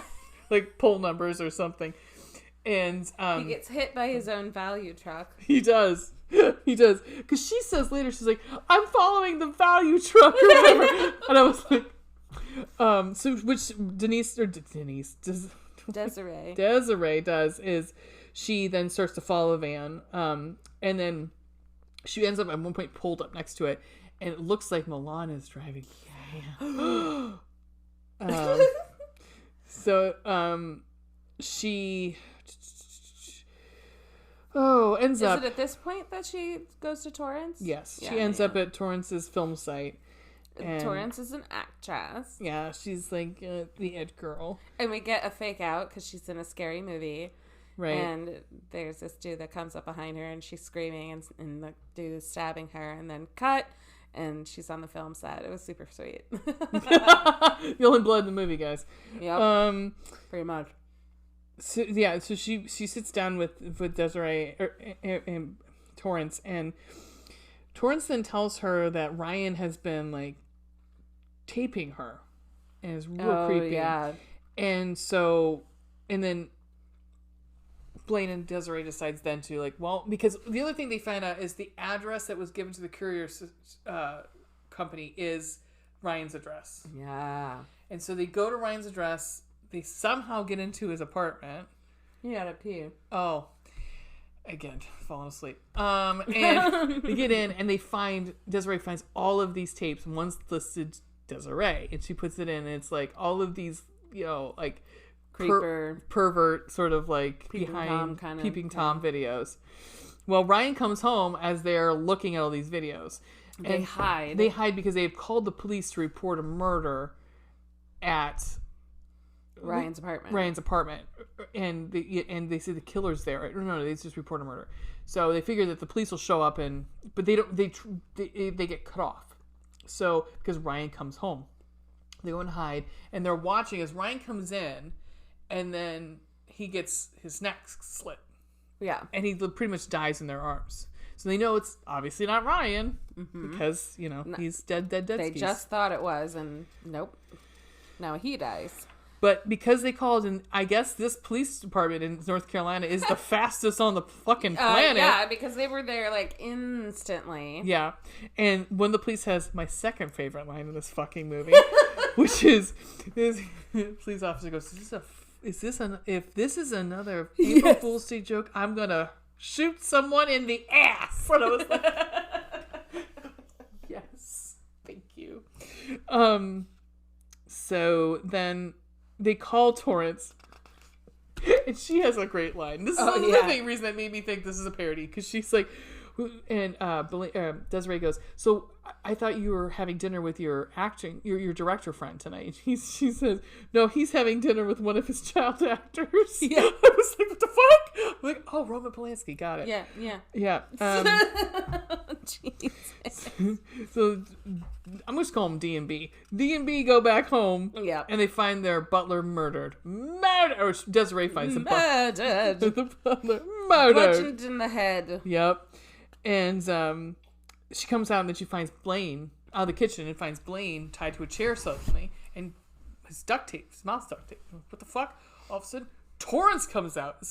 Now it's Torrance. Torrance is the one who's got a gun trained on both of them. And so she just literally kind of comes up and just shoots Blaine in the chest, and you're like, yeah. But the camera isn't even. Wait, how did Desiree get tied up? Torrance ties her up. We don't know. I mean, it just shows like it goes from one. Did somebody knock her out? I don't remember. No. I wasn't paying attention. I'm sorry. No. We go to him, and then all of a sudden, like, she's tied up. Yeah. Okay. But she shoots Blaine right in the chest. Torrance does. Oh yeah. But you don't leave him. It's trained. The camera is trained on Desiree. It's not even trained, and it's fake because Blaine doesn't even make any sound when he gets shot. He's like, yeah. He's not a very good actor. No, but he's not supposed to be in this part, right? But then, so Torrance puts the gun in Desiree's face and was like, fess up, right, confess, and she does, but she then brags, literally, buddy, as you say, buddy through, yeah, like, this person is the F word, this person is like, worthless, this person is like, going on and on about everybody who's been killed, like all of her quote unquote friends. All their friends. Yeah. And pretty much, I mean, what did she call Ryan a pervert? And I'm trying to remember, what was Peter? Peter was just stupid and philandering or something like that. I can't remember. And it doesn't matter. No one's dead. No, it doesn't fucking matter. They all come out, they're like, ha ha ha ha, we got you confessed. And, which I was like... Because they were trying to help, they were really trying to, and Blaine is also alive. Yes. He just had a squib because Torrance works, is an actress and works in the movies. And that's what she starts to give her, like, so my special effects guy did this for me, and this. And then she's like, well, what about the gun? And she's like, it's blanks. And she pulls it up. And she just fucking shoots Desiree right in the side of the head. Yep. And she just... And this is... Well, and I think the bad acting from Blaine supposed to make it so that there's a contrast to when she really does shoot her. And he's like, Yeah. I didn't fucking tell you to shoot her. And he's like, it could have been me. It could have been me. And I was like, So we then move to the next scene. Thank God we're almost done, guys. Is the court scene where now his estate has been transferred back to him, which was the goal initially with all the friends. Was they wanted to set Desiree up to, so the estate would be transferred back to him and clear his name. Yeah, and Torrance is acquitted of murder because it was a freak accident. Yeah, but no one's gonna ask what happened with the bullet. Yeah, no, but apparently not. The last shot of the movie is Blaine getting in his car in her Mercedes, her red Mercedes, and smiling. And I was like, okay, movie. Okay. I movie. See you. I see you, movie. I like it. I see you. You had some balls to do that. Yeah. Yeah. Fucking A. So, yeah. And that's the end. Oh my God. Right. I'm sorry, you guys. Jeez. I mean, why are you apologizing to them? They didn't watch it. They listened to... Well, they listened to us watch it. Yeah, that's true.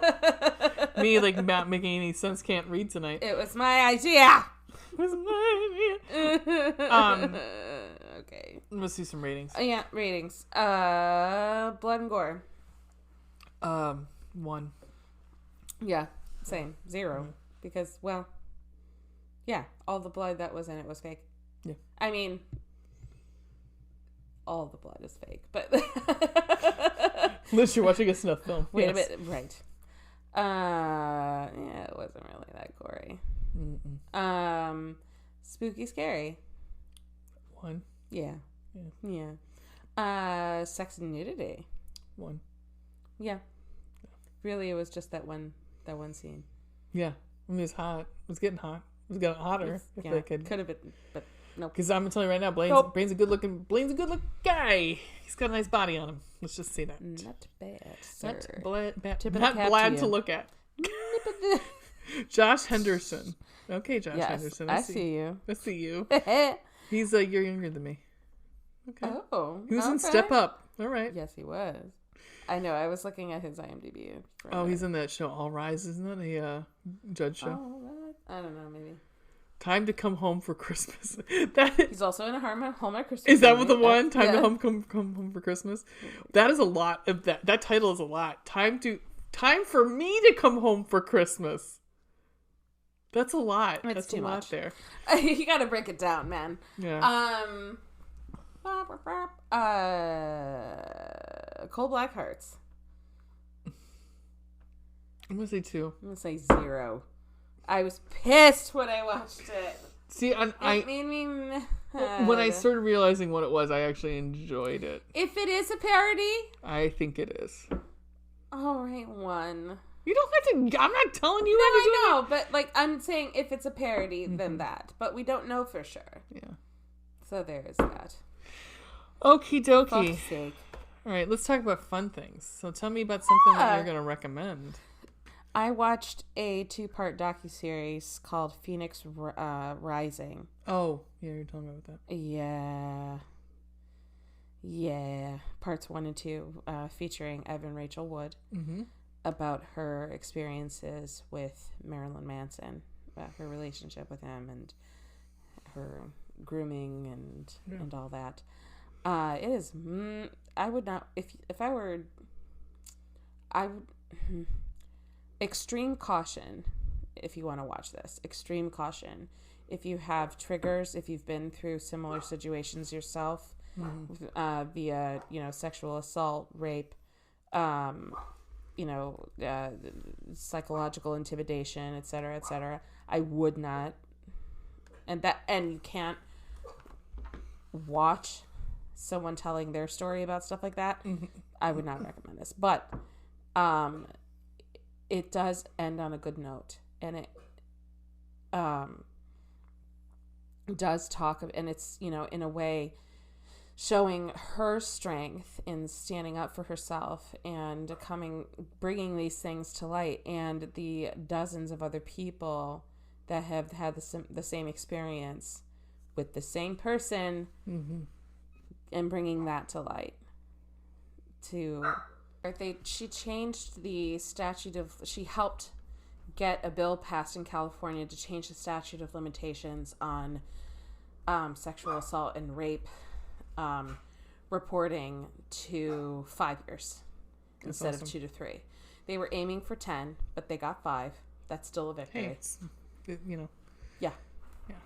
It was very sad, disturbing, but enlightening and powerful. And I was very touched. I was really touched by her story. Yeah. Holy fucking shit. I didn't realize this, but there was, do you know this, spoiler, there was a song he wrote for her called Heart-Shaped Glasses. And in the music video, she was in it because, his new girlfriend is an actress. Why not have her in the music video? There was a part where they were, supposed to be having sex in the music video. He actually penetrated her. Awesome. On set. Cool. In front of everybody. And she was like, what the fucking fuck? How long did she stay with him after that, though? She was groomed. Oh, yeah. She was, like, brainwashed, obviously. She was, yeah. I mean, she was pissed. She was fucking pissed because she's like, I'm a fucking actress. Excuse me. Yeah. But it's sad. It's very sad. It's very sad the power you can give someone else if you let them have it. Yeah. So, I don't know. It was a very inspiring, empowering story. So, but again, lots of triggers, people. But I'll leave it at that. Okay.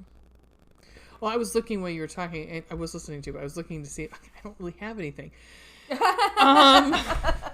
I spent the last fucking weekend watching fucking Bridgerton. I think you get a pass. I think you get a free week. I'm gonna say, yeah, God. I mean, guys, you don't understand. There was rage. I was laughing. I was like, rage. I said my rage was a Nicolas Cage. Nicolas Cage rage. Yes. I'm gonna say actually, I don't think I recommended this on the podcast before, so I'm gonna go ahead and do it because I don't fucking care. It's not horror related, so it's fine. It's fine. Is Around the World in 80 Days with David Tennant.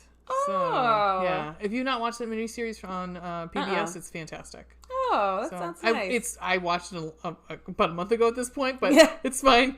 I couldn't think of anything that made me happy, and that made me happy. So, hey, I love David Tennant. I do. So he's delicious. His sexy, lithe body that he has, like a cat. He's like a cat. Favorite doctor. Anyhow, all right. So, what do we have coming up, Ween? Well, I will tell you. By the by, thank you guys. We have 100 Twitter followers. Yeah, more than that now. Look at us. Wow. Fucking getting it done. Thanks, guys. That's fucking awesome. You're awesome. We are going to do... let me bring up this list. Next, we promise this time, no more April Fools. I'm sorry, that was a bad idea. Next, we are going to do Texas Chainsaw Massacre, The Next Generation from 1995, featuring Matthew McConaughey and Renee Zellweger. Yeehaw! Yeehaw! And Texas Chainsaw, The Beginning from 2006. Cool dude. All right, and you can find us at. Do you have? I have it open. There? Okay, yeah. good for you. So our Twitter is maybe not. Is at booze blood. Hey, boo. Our Insta is booze. I'm done for the night. Okay, booze. let me just take over. Yep. So just do it. Sorry. Booze, Boobs, and Blood podcast. Thank you. Yeah. Facebook, Booze, Boobs, and Blood. Okay. Booze, Boobs, and Blood. Wow. Not so hungover now, am I? No, I guess not. Booze, Boobs, and Blood Podcast. Gmail, Booze, Boobs, and Blood Podcast @gmail.com. We have a TikTok. It's Booze, Boobs, Blood Podcast. And YouTube. Yes, just look it up. It's fucking Booze, Boobs, and Blood. Yeah. Just look it up. Yeah. Hooray. Awesome. We did all the things. We did the things. All right, we don't have a hook to end this thing on yet. We'll figure it out at some point. Figuring it out. But thank you. Yeah, thanks for listening. Yeah. And see you next time. Another episode of Boobs, and Blood. Woo! I don't know.